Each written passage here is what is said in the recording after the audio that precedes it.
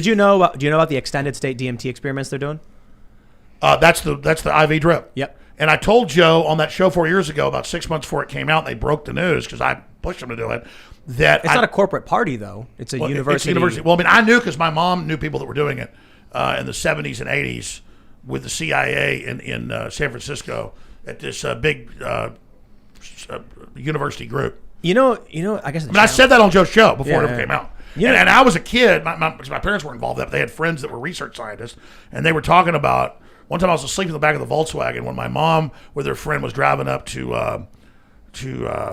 Arkansas to travel around and see some cool places, and I'm sitting there in the back of the car listening to this, talking about how they're having groups of people take this, having the same experience going into these dimensions, talking to these aliens. They believe they're aliens, but that they're sneaky, they lie, they're basically demons. They're like clockwork elves. So I'm sitting in the back of the car hearing my mom drive along with somebody who's, they're talking in front of them. I'm 6, 7, 8, 9 years old repeatedly. And so these are research scientists in San Francisco in a university study, at the Psychedelic Research Institute or whatever it's called. I'm going back from memory.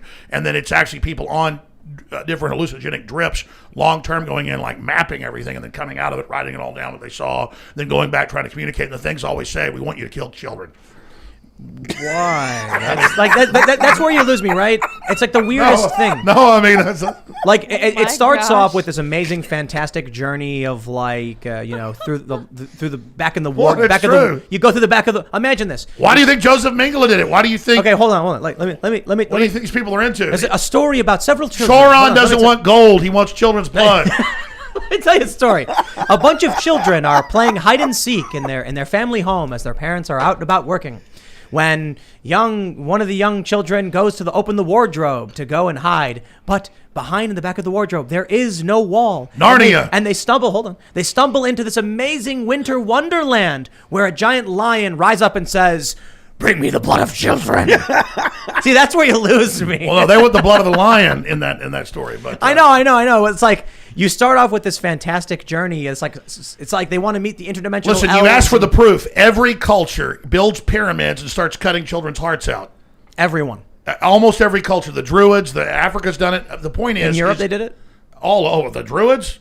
Mm-hmm. Whether it was Scotland, Ireland, what's England today, Germany, the Visigoths, what's Switzerland today. There's huge mounds and pyramids. They're in China, everywhere. They did it in Asia? And they dig into them, and it's children with their hearts cut out. In Asia, too?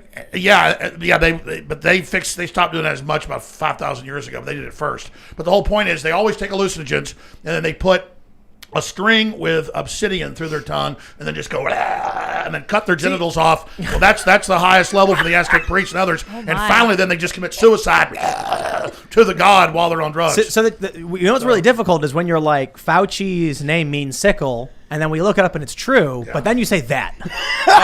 Most cultures finally decline. That priest Phil's class, just laughing. I love this. The priest class finally killed themselves. Look up the Aztecs drawing ropes with glass through their genitals. I'm not going to look that up. And that's volcanic glass, in case anyone's wondering. I recommend you don't look it up. Yeah, I've got a feeling right now. No, it's not important.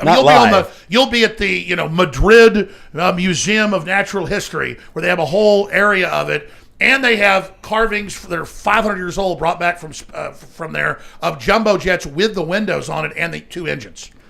I've got this feeling that the energy source doesn't want us to do anything. It's just there, and it's passing through this imperfect filter of the human body where we need to eat, we need to destroy to consume to survive. So it's got this taint, and a lot of really powerful people are using it's like their own warped perception of what they think it's.